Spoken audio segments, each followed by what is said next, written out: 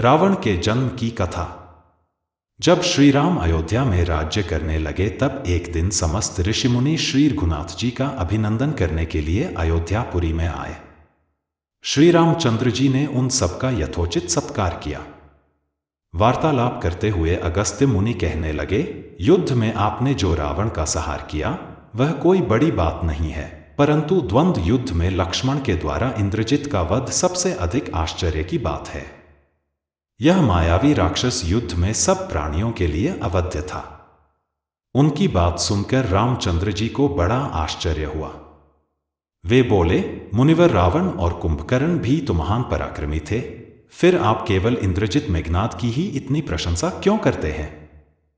महोदर, प्रहस्त, विरूपाक्ष भी कम वीर न थे। इस पर अगस्त्य मुनि बोले, इस प्रश्न का उत्तर देने से पहले मैं तुम्हें रावण के जन्म, वर प्राप्ति आदि का विवरण सुनाता हूं। ब्रह्मा जी के पुलस्त्य नामक पुत्र हुए थे जो उन्हीं के समान तेजस्वी और गुणवान थे। एक बार वे महगिरी पर तपस्या करने गए। वह स्थान अत्यंत रमणीक था, इसलिए ऋषियों, नागों, राजर्षियों आदि की कन्याएं वहां क्रीड़ा करने आ जाती थीं। इससे उनकी तपस्या में विघ्न पड़ता था। उन्होंने उन्हें वहां आने से मना किया। जब वे नहीं मानी तो उन्होंने शाप दे दिया कि कल से जो लड़की यहां मुझे दिखाई देगी वह गर्भवती हो जाएगी। शेष सब कन्याओं ने तो वहां आना बंद कर दिया, परंतु राजर्षि तृणबिंदु की कन्या शाप की बात से अनजान होने के कारण उस आश्रम में आ गई और महर्षि के दृष्टि पड़ते ही गर्भवती हो गई। जब तृणबिंदु को यह बात मालूम हुई तो उन्होंने अपने कन्या को पत्नी के रूप में महर्षि को अर्पित कर दिया। इस प्रकार विश्रवा का जन्म हुआ, जो अपने पिता के समान वेदविद और धर्मात्मा हुआ। महामुनि भरद्वाज ने अपनी कन्या का विवाह विश्रवा से कर दिया। उनके वैश्रवण नामक पुत्र हुआ। वह भी धर्मात्मा और विद्वान था। उसने भारी तपस्या करके ब्रह्मा जी को प्रसन्न किया और यम, इंद्र तथा वरुण के सदृश लोकपाल का पद पाया। फिर उसने त्रिकूट पर्वत पर बसी लंका को अपना निवास स्थान बनाया और राक्षसों पर राज्य करने लगा। श्री राम ने आश्चर्य से पूछा, तो क्या कुबेर और रावण से भी पहले लंका में मांसभक्षी राक्षस रहते थे? फिर उनका पूर्वज कौन था? यह सुनने के लिए मुझे कौतूहल हो रहा है। तब अगस्त्य जी बोले, पूर्वकाल में ब्रह्मा जी ने अनेक जल जंतु बनाए और उनसे समुद्र के जल की रक्षा करने के लिए कहा।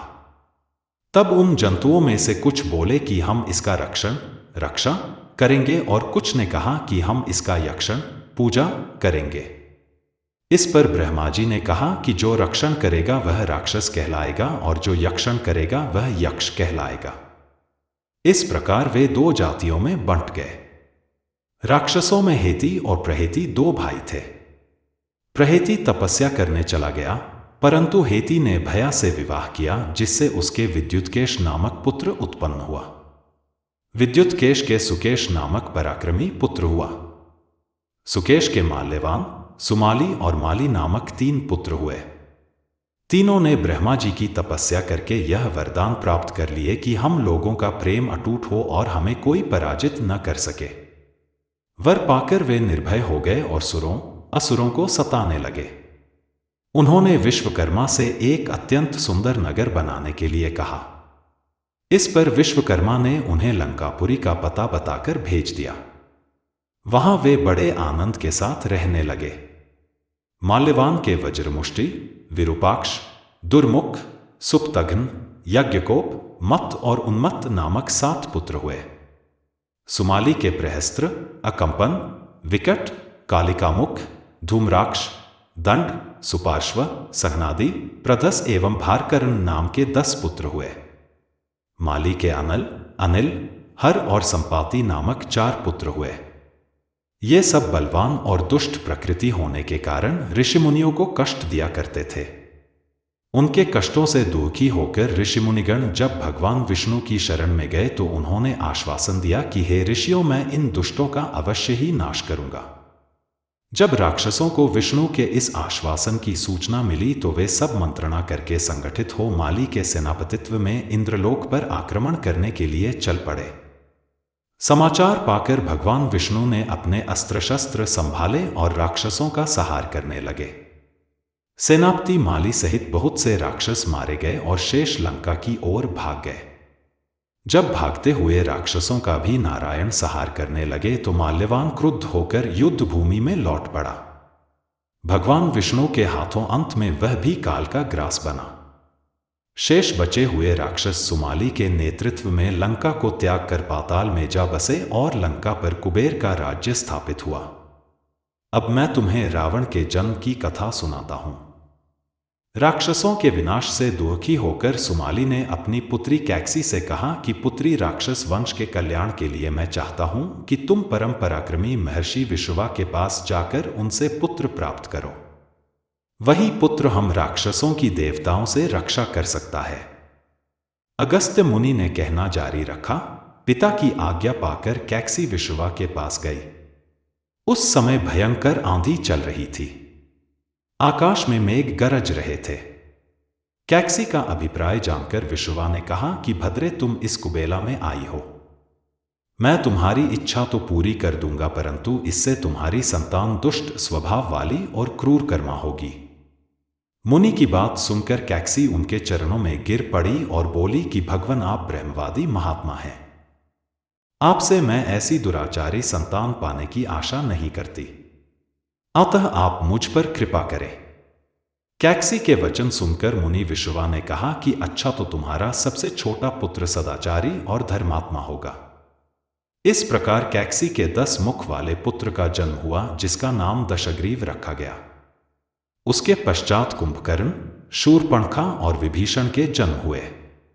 दशग्रीव और कुंभकर्ण अत्यंत दुष्ट थे, किंतु विभीषण धर्मात्मा प्रकृति का था। अपने भाई वैश्रवण से भी अधिक पराक्रमी और शक्तिशाली बनने के लिए दशग्रीव ने अपने भाइयों सहित ब्रह्मा जी की तपस्या की। ब्रह्मा के प्रसन्न होने पर दशग्रीव ने मांगा कि मैं गरुड़, नाग, यक्ष, दैत्य, दानव, राक्षस तथा देवताओं के लिए अवध्य हो जाओ। ब्रह्मा जी ने तथास्तु कहकर उसकी इच्छा पूरी कर दी। विभीषण ने धर्म में अविचल मति का और कुंभकर्ण ने वर्षों तक सोते रहने का वरदान पाया। फिर दशग्रीव ने लंका के राजा कुबेर को विवश किया कि वह लंका छोड़कर अपना राज्य उसे सौंप दे। अपने पिता विश्रवा के समझाने पर कुबेर ने लंका का परित्याग कर दिया और रावण अपनी सेना, भाइयों तथा सेवकों के साथ लंका में रहने लगा। लंका में जम जाने के बाद अपने बहन शूर्पणखा का विवाह कालका के पुत्र दानवराज विद्युविह्वा के साथ कर दिया। उसने स्वयं दिति के पुत्र मय की कन्या मंदोदरी से विवाह किया, जो हेमा नामक अप्सरा के गर्भ से उत्पन्न हुई थी। विरोचन कुमार बलि की पुत्री वज्रज्वला से कुंभकर्ण का और गंधर्वराज महात्मा शैलूष की कन्या सरमा से विभीषण का विवाह हुआ। कुछ समय पश्चात मंदोदरी ने मेघनाद को जन्म दिया, जो इंद्र को परास्त कर संसार में इंद्रजित के नाम से प्रसिद्ध हुआ। सत्ता के मद में रावण उच्छृंखल हो देवताओं, ऋषियों, यक्षों और गंधर्वों को नाना प्रकार से कष्ट देने लगा। एक बार उसने कुबेर पर चढ़ाई करके उसे युद्ध में पराजित कर दिया और अपनी विजय की स्मृति के रूप में कुबेर के पुष्पक विमान पर अधिकार कर लिया। उस विमान का वेग मन के समान तीव्र था। वह अपने ऊपर बैठे हुए लोगों की इच्छानुसार छोटा या बड़ा रूप धारण कर सकता था। विमान में मणि और सोने की सीढ़ियां बनी हुई थीं और तपाए हुए सोने के आसन बने हुए थे। उस विमान पर बैठकर जब वह शरवण नाम से प्रसिद्ध सरकंडों के विशाल वन से होकर जा रहा था, तो भगवान शंकर के पार्षद नंदीश्वर ने उसे रोकते हुए कहा कि दशग्रीव, इस वन में स्थित पर्वत पर भगवान शंकर क्रीड़ा करते हैं, इसलिए यहाँ सभी सुर, असुर, यक्ष आदि का आना निषिद्ध कर दिया गया है। नंदीश्वर के वचनों से क्रुद्ध होकर रावण विमान से उतरकर भगवान शंकर की ओर चला। उसे रोकने के लिए उससे थोड़ी दूर पर हाथ में शूल लिए नंदी दूसरे शिव की भांति खड़े हो गए। उनका मुख वानर जैसा था। उसे देखकर रावण ठहाका मारकर हंस पड़ा। इससे कुपित हो नंदी बोले कि दशानन, तुमने मेरे वानर रूप की अवहेलना की है, इसलिए तुम्हारे कुल का नाश करने के लिए मेरे ही समान पराक्रमी रूप और तेज से संपन्न वानर उत्पन्न होंगे। रावण ने इस ओर तनिक भी ध्यान नहीं दिया और बोला कि जिस पर्वत ने मेरे विमान की यात्रा में बाधा डाली है, आज मैं उसी को उखाड़ फेंकूंगा। यह कहकर उसने पर्वत के निचले भाग में हाथ डालकर उसे उठाने का प्रयत्न किया। जब पर्वत हिलने लगा तो भगवान शंकर ने उस पर्वत को अपने पैर के अंगूठे से दबा दिया। इससे रावण का हाथ बुरी तरह से दब गया और वह पीड़ा से चिल्लाने लगा। जब वह किसी प्रकार से हाथ न निकाल सका तो रोते रोते भगवान शंकर की स्तुति और क्षमा प्रार्थना करने लगा। इस पर भगवान शंकर ने उसे क्षमा कर दिया और उसके प्रार्थना करने पर उसे एक चंद्रहास नामक खड्ग भी दिया। अगस्त्य मुनि ने आगे कहा, एक दिन हिमालय प्रदेश में भ्रमण करते हुए रावण ने अमित तेजस्वी ब्रह्मर्षि कुशध्वज की कन्या वेदवती को तपस्या करते देखा। उस देखकर वह मुग्ध हो गया और उसके पास आकर उसका परिचय तथा अविवाहित रहने का कारण पूछा। वेदवती ने अपने परिचय देने के पश्चात बताया कि मेरे पिता विष्णु से मेरे विवाह करना चाहते थे। इससे क्रुद्ध होकर मेरी कामना करने वाले दैत्यराज शंभु ने सोते में उनका वध कर दिया।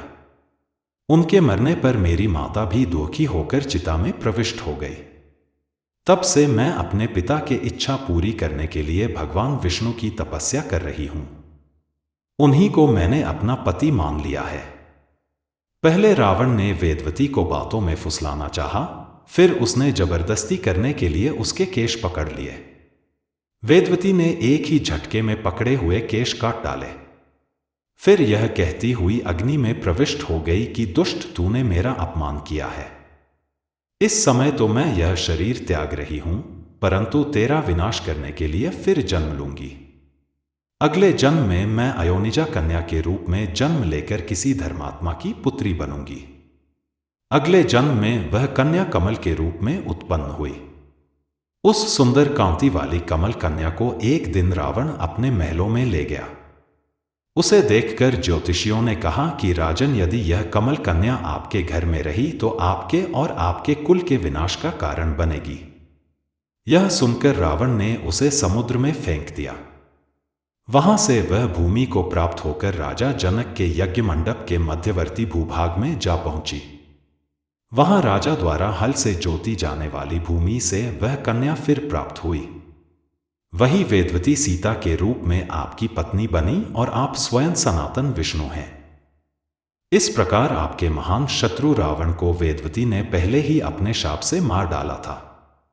आप तो उसे मारने में केवल निमित्त मात्र थे।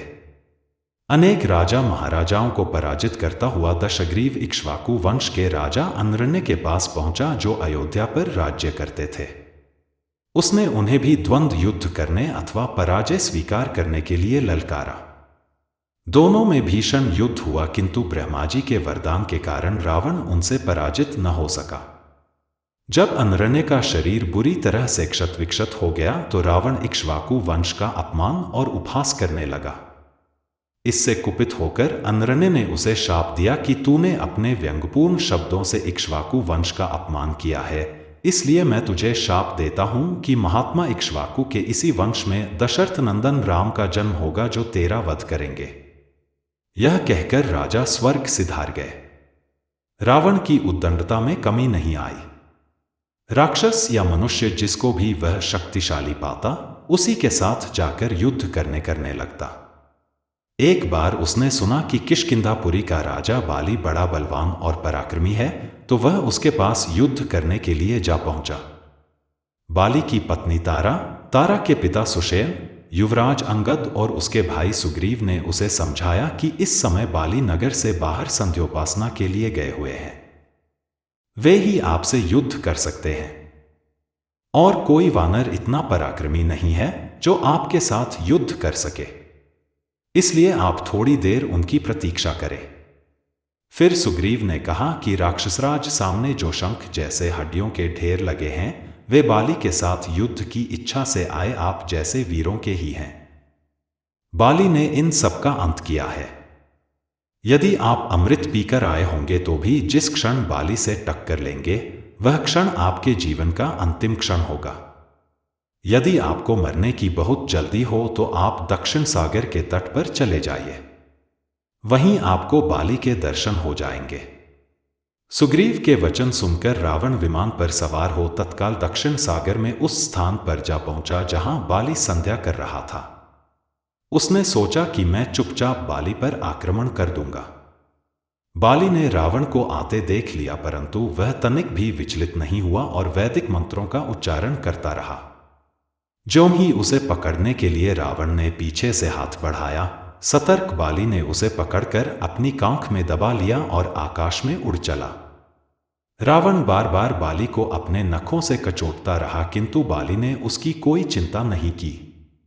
तब उसे छुड़ाने के लिए रावण के मंत्री और अनुचर उसके पीछे शोर मचाते हुए दौड़े, परंतु वे बाली के पास तक न पहुंच सके। इस प्रकार बाली रावण को लेकर पश्चिमी सागर के तट पर पहुंचा। वहां उसने संध्योपासना पूरी की। फिर वह दशानन को लिए हुए किष्किंधापुरी लौटा। अपने उपवन में एक आसन पर बैठकर उसने रावण को अपनी कांख से निकालकर पूछा कि अब कहिए, आप कौन हैं और किस लिए आए हैं? रावण ने उत्तर दिया कि मैं लंका का राजा रावण हूं, आपके साथ युद्ध करने के लिए आया था। वह युद्ध मुझे मिल गया। मैंने आपका अद्भुत बल देख लिया। अब मैं अग्नि की साक्षी देकर आपसे मित्रता करना चाहता हूं। फिर दोनों ने अग्नि की साक्षी देकर एक दूसरे से मित्रता स्थापित की।